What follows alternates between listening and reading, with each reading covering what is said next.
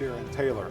And today my guest will be an artist with an interesting story and some interesting artwork. Don Stewart is my guest on this episode of TrojanVision 101. Don, thank you for joining me. Well, thank you for having me. This is a great opportunity. And we're going to talk about your artwork here in a little bit. But first off, you weren't always an artist, and you hadn't always planned on becoming an artist. So you had an interesting route to get there. Most artists, a lot of people, they work on their art all their lives and build towards it. Maybe they were a little bit, slackers in their early career. You really weren't in that necessarily in that category, because you made a decision in med school, right? So talk about that history and how you made the decision to transfer from medicine to an artist. Well, first of all, when I was 5, I made a decision to be a doctor. There you go. and there was just no reason to get off of that track. I was interested in a lot of other things, community theater, outdoorsman stuff, not a whole lot of team sports, but if there was something that I could do individually, I was interested in a lot of things.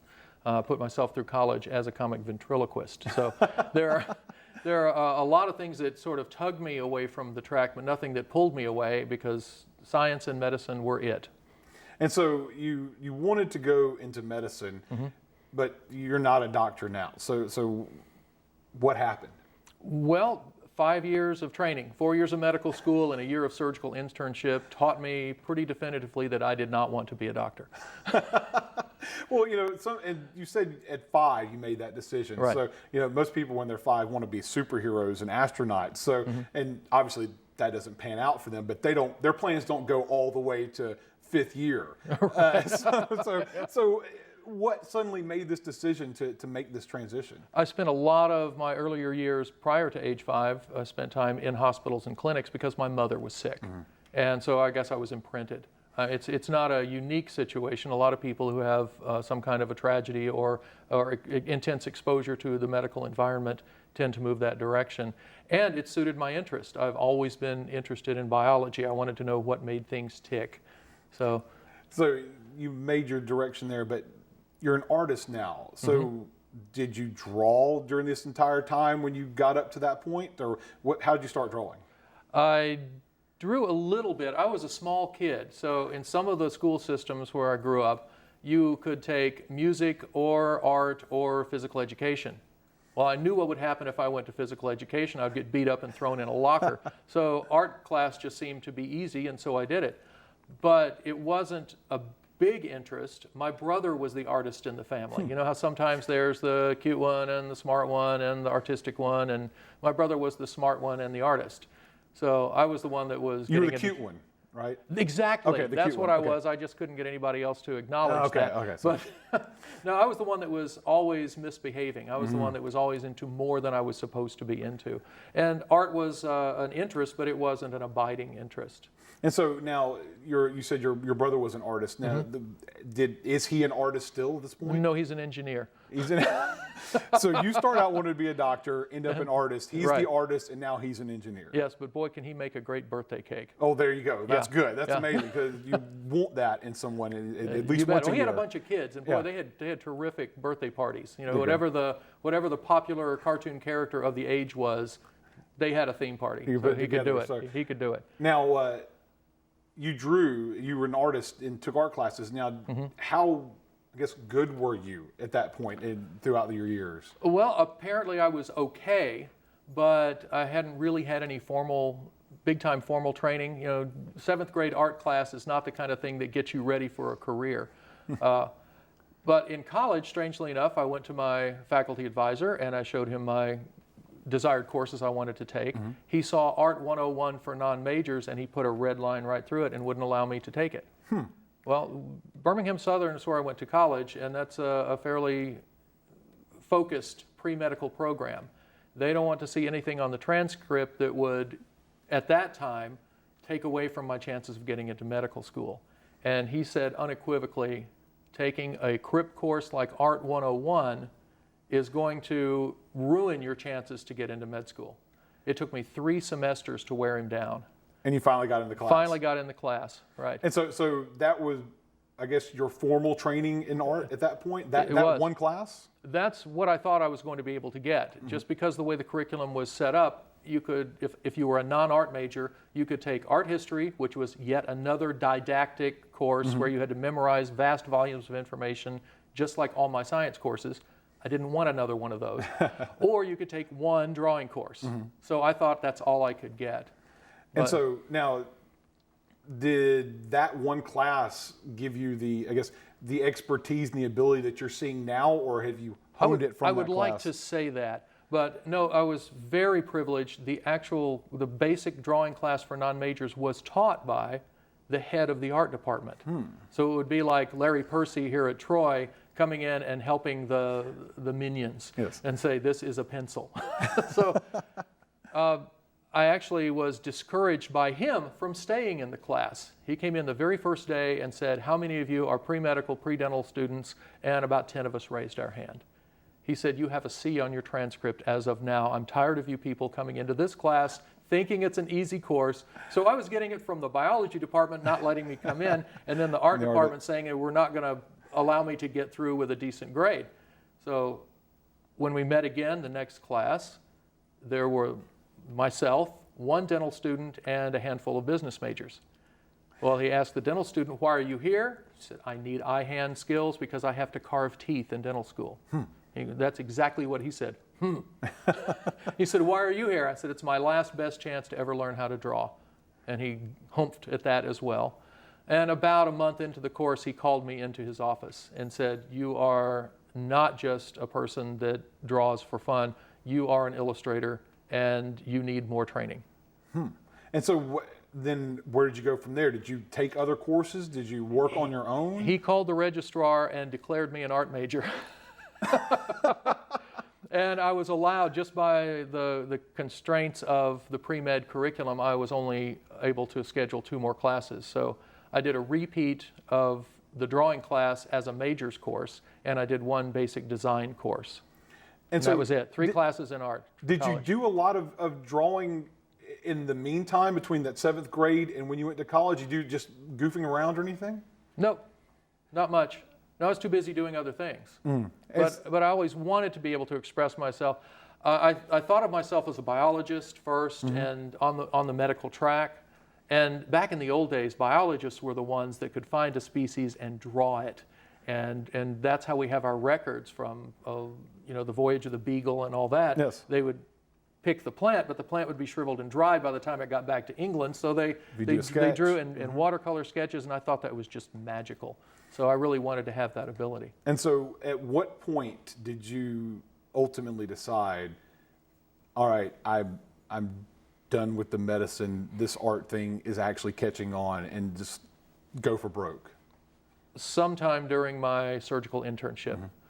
Surgery is a 6-year program, 5 years at the minimum, 6 years if you want to specialize, or more.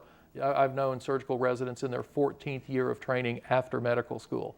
So it's a fairly open-ended training program, and I was doing a really intense self-assessment early on into my internship, and I realized I didn't belong there. I didn't see anyone ahead of me in the program or in the career that I could really imagine myself being. And so did you ever at any point think that art was going to be your fallback? When you were making that decision, did you think, oh, well, I can be an artist? No, because no one can be an artist. Artist is not something that you put down as a job. Artist is something you have as an avocation. And if I had any question about that, my grandmother reminded me of that. You have to find money somewhere else, and then you can buy your way into being an artist. So no, it wasn't a serious occupation. It wasn't a serious career option. I didn't know what I was going to do. I knew I was disillusioned enough with medical training to know that I was going to do something else. And frankly, when I left the hospital, I didn't care if I was going to sell shoes or shake boxes on the interstate. It didn't matter. I knew I was going to draw because it was fun. I knew that there was this idea of this style of artwork that I'd been exposed to in the drawing class that was something I would have to do. And I was interested in exploring that, but I didn't expect it would be a career. At what point did it become a job? Still hasn't. Really? So, I've been delightfully unemployed for nearly 30 years. It's fantastic. but it's something you do. It's something I do full-time, and it's been full-time really since I left the hospital. I didn't have anything to distract me, so I went straight to my apartment and started drawing, kept doing research, kept reading, kept drawing more, started doing art shows, and it just gradually developed organically. And now let's talk about how long and how much. How long you've been drawing, and how much work have you produced? I've been drawing now for full-time for 29 years, and I've produced, in my catalog of pictures, these big pictures made out of little pictures, I've done around 150. 150 of those. And that's what's on display at the Johnson Center for the Arts. Yes. And you say that this is not a common occurrence for a display like this for you to not have for me. up there. Not for you. Not for me, no. There are certain unwritten rules I've discovered over time in the art world. I won't say art business or art industry because it's supposed to not be that. There's this art world, and there's a mindset I've come to understand that if you have a Bachelor of Fine Arts and a Master of Fine Arts, there's an understanding of what art is, and my work is not that. Right? Okay. First of all, I use a ballpoint pen to draw my pictures. Just a ballpoint pen. Plain old everyday paper mate. Now, is there one that's better than others? The one that I have in front of me. Is it the one you do? Okay. No, I use Papermate. I found the ink is consistent. It lasts over time. I don't know that any ballpoint ink is light fast forever, but the Papermate seems to hold. I've got pictures that are 25, 30 years old now, and they look like I drew them last week. There are certain other brands that you can draw, and a year from now, they're lighter. Yeah. And so, as a result, because your work was not considered art, you haven't had displays like this before. That's one of the reasons, yeah. My work is also representational. If you look at the picture, one of my pictures, you say, oh, that's a cowboy boot, or oh, that's an airplane. And a lot of art is not supposed to be representational, but the worst sin I've committed in the art world, as I understand it, is that I sell reproductions of my work to make a living. Okay. And apparently you're supposed to express yourself once and then move on to something else. I do that too. I express myself, I take it to the printer, and I move on to something else. Move on to something else. Right. And you make a little money off of it because obviously you've got to live. So Right. there's nothing wrong with that. No, and there's nothing wrong with making a living selling your original artwork. I would love to. Oh, yeah. But when I spend 1 to 6 to 18 months producing one piece, there aren't a lot of people that can pay me what a plumber makes over 18 months for one picture. And so I've found that if I want to keep doing this, the best way to do that is to make reproductions and sell them at a more reasonable price. And so the process, and we'll talk about, we're going to see the art here in just a little bit. But, Okay. but let's talk about the process, because when we see it, we're going to understand a little bit more. You mentioned briefly, you've got images that are made up of smaller images. Right. And there's a lot of smaller images we're going to learn. How long does that process take to produce some of the work that you do? Depends on how many images are in there. It really boils down to that. If I've got a picture that has 6 or 7 different items that are cleverly arranged into another shape, that can be a few days. If I have something that takes 300-400 images, you can count roughly an hour per image. And in the overall composite. And when you're drawing these composites, everything's by pen, and you're actually going in there and drawing each of these little elements. There's not computers involved. No. You're not doing any kind of work with Photoshop or anything like that. No. It's actual pen to ink, and you're drawing each of these details. When I started drawing these, computers were green letters on a gray screen. There was no image manipulation whatsoever. I was drawing these pictures for 10 years before that kind of software came through. It's interesting. I didn't invent this. It's a style that's been done all the way back. I think you can find graffiti on the walls of Pompeii where people take one shape and add it to another. Yes. The Aztec alphabet is pictures with a sound put next to a picture of another sound, and when you put those two sounds together, you're talking about a third thing. So putting words together or putting images together to say something else is not something I invented. And then back in the 1590s, there was a painter in Europe named Arcimboldo, Giuseppe Arcimboldo, who is known to this day for this kind of artwork. He did these elaborate oil paintings of hunters made out of stags and minks and so forth, and farmers made out of all the vegetables and wheat they produce. And so that was actually what got me started in doing this style. Seeing that and doing this style. Now we've talked enough about it. Why don't we see some of the work? We've got some of your images that we're going to see. Let's take Great. a look right here. Now, does your work have names? Oh, yes. So title, what are we looking at here? So Aiming high. Aiming high. Yes. And the reason being aiming high is that the representation, obviously we're seeing an eagle, a falcon. A falcon. A falcon. This is a falcon. And a falcon. You can tell because of the feathers where his thumbs, looks like his thumbs Oh, there you go. would be. Yeah. And so what is this? What are we looking at here? What we're looking at is a visual history of the United States Air Force. Okay. And this is in the shape of a falcon because the falcon is the mascot of the Air Force Academy. Oh, there we go. Okay. So- And so, And it's what- also the fastest animal in the world. there we go. And so jets make up the fastest animal in the world here. Now, let's talk a little about inspiration. What led this? What brought this about? Was this a piece that was asked for? Did you want to do this? How did this come about? This is the third in my military series. Okay. Now we'll talk a little bit later, I assume, about Okay. about a marine picture marine that picture. I did. That Yeah, started a whole process. I've got pictures on musical themes, sports themes, medical themes. Okay. But one assignment put me right in the middle of military history. Okay. And once I got the marine picture done, we did one for the Army Infantry, and then this is the third in the series. And So this we're taking a closer look here so folks can actually see. In the original image, you saw that it was made up of things. But this, Right. we're getting a little bit more in detail in some of the image. And you're seeing, looks like bombers down there at the bottom making up the tail. I see the Air Force insignia right there in the middle of it right, there. and then in the dark circle, right in the center of the star of the Air Force insignia, you'll see the old Army Air Corps insignia. So, And then if you go south of that, you'll be able to see an eagle with the wings spread, and that was the medal for the original Army Air Corps from World War I.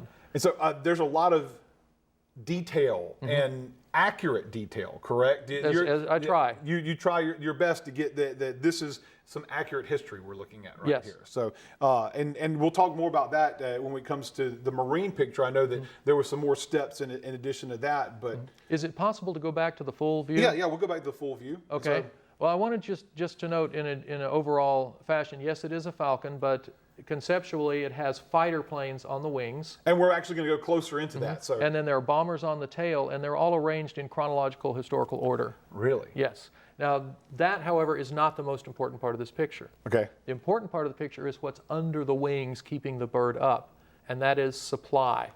That's the folks that bring in the uniforms and make sure that there are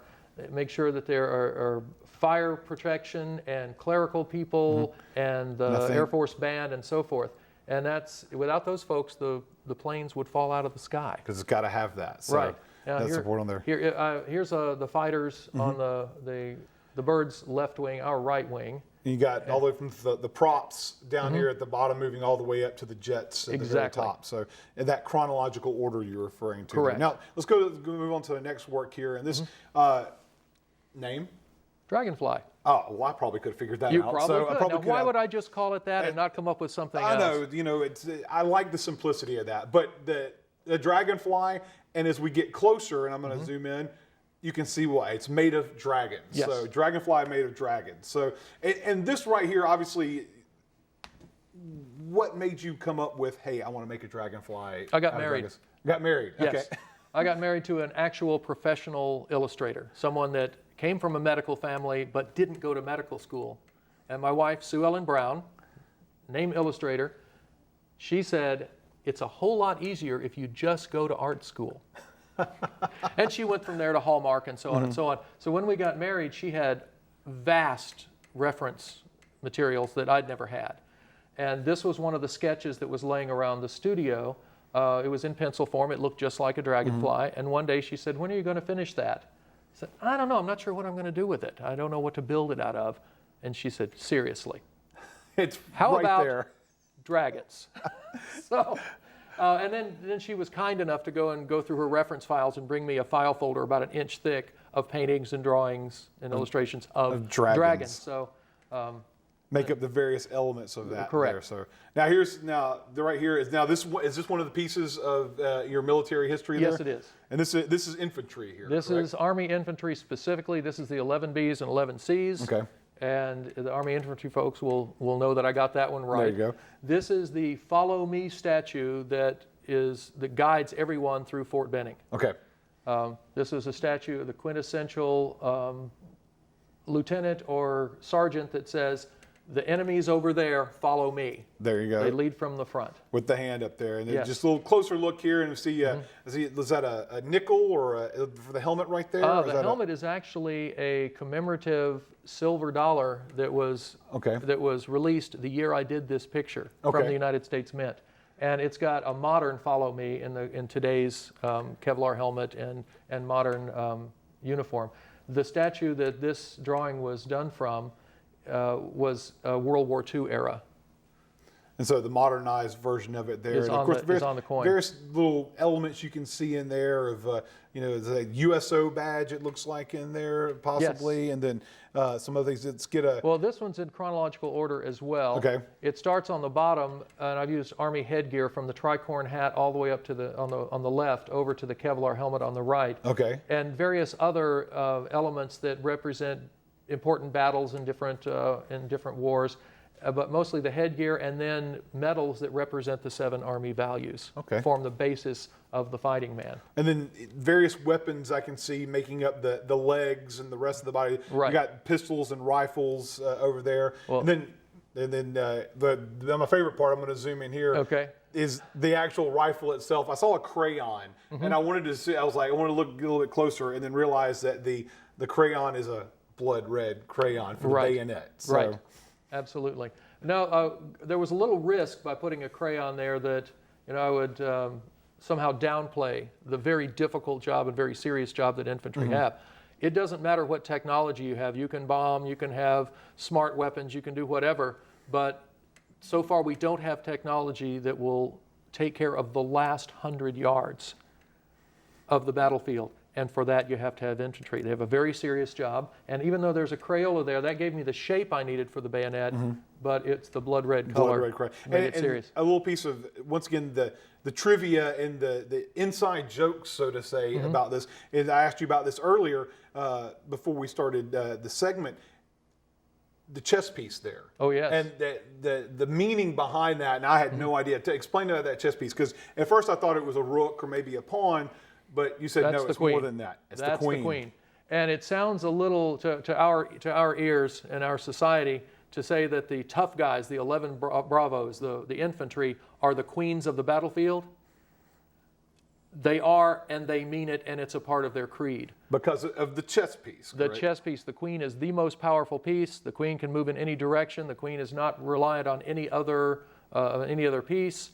And when the Army infantry goes on the battlefield, they own it. And of course, one of the guys behind the scenes pointed this out beforehand. I would have noticed this, the pacifier there at the end of it, for the strap. But the pacifier, obviously, another thing that has a hidden meaning behind It does. There are 2 reasons for that. Once the infantry have come through, the place is peaceful. Pacify. They pacify. That's their job. Their job is to bring peace through power. The other reason I put in there is the term infantry always interested me. So I did a little study on the word infantry. It's very close to infant. And in fact, that's where the root came from. There was a practice through antiquity that when an invading force would conquer an area and knew they were going to march forth and conquer another area, they would take the youngsters from their captives, put weapons in their hands and put them on the front of the battlefield to wear down their opponent before their hardened fighters got in there. So, well, it's a good thing that Jeff pointed that out. So now that we have a chance to learn a little bit about that there. So we're starting to run out of time, so we're going to have to kind of go through some of these kind of quick. But another one, football helmet here, as we get a little bit closer, you can see a lot of different elements in here. The tickets, the sweat socks, Now, that was just for fun. I'll point out there's a no passing zone. Yeah, I did. In case you're running the ball. Yes. And there's an elevator button for the touchdown, and then inside the ear hole is a 25-cent piece for the quarterback. Yeah, the quarterback. I thought it was for a coin toss. It could be that It could be too. double meaning. So, but I like the quarterback there. And then this one here, you did this one to explain the story behind this one. I was asked to come down and speak to a group of 7th and 8th graders in New Orleans about the overlap of science and art. I have been asked to do that quite a lot. And in the process, they asked if I could draw a picture for their service learning project. This is a group of 7th and 8th graders that plant 400 cypress trees a year. And they know more than most PhDs know about the ecosystem where they live. They've got a wonderful teacher named Barry Gilliott that's been leading them for about 15 years. And he's very good about bringing all sorts of disparate educational materials in front of their kids. Long story short, these kids dictated to me that they wanted an alligator picture, and we have about 3 pages of notes of all the things they wanted in there.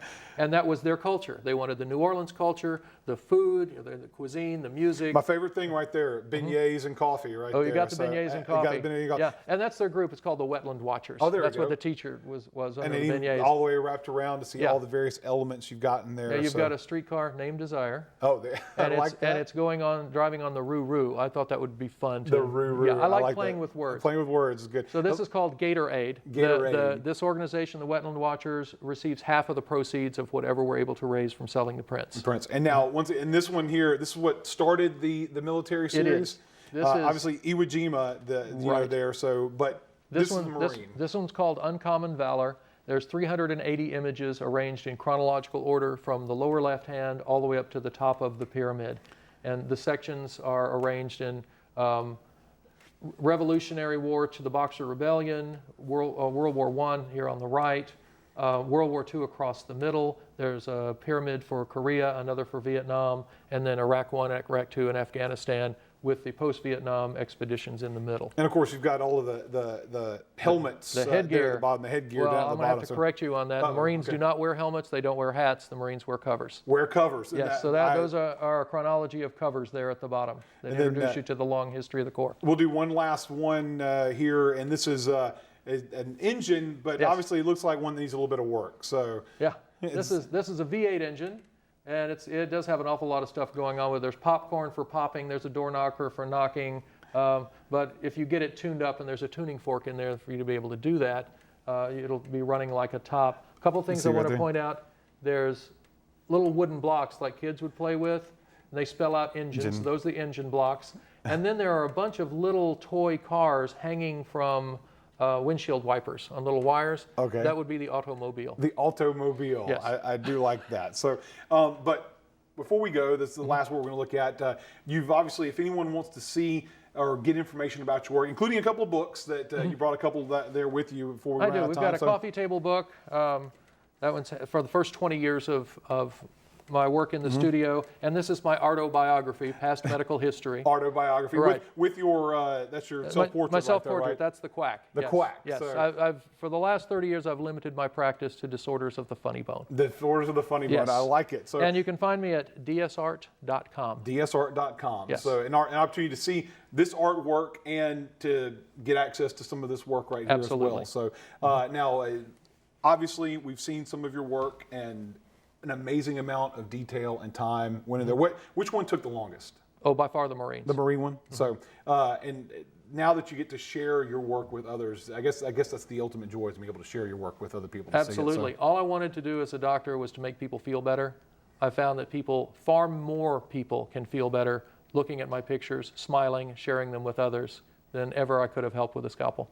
Well, here's hoping that more people will get the chance to see your work and visit your website and see a little bit more, and maybe buy some of the work and help out some of these organizations that sounds like a plan. Because you said the ones that were fundraisers, half of it goes to you, half goes to those organizations. So far, the Marine picture alone has raised over $20,000 for wounded Marines. Well, then there you go. An opportunity to go and take advantage of seeing this work and maybe purchasing some of your own. And it's amazing work and a lot more detail that I would ever be able to go into something. So I'm impressed just by talking about it and looking at this work here. And I'm honored to be able to talk to you about this work because it is really, truly impressive work. And I want to thank you for joining me. Thank you, Aaron.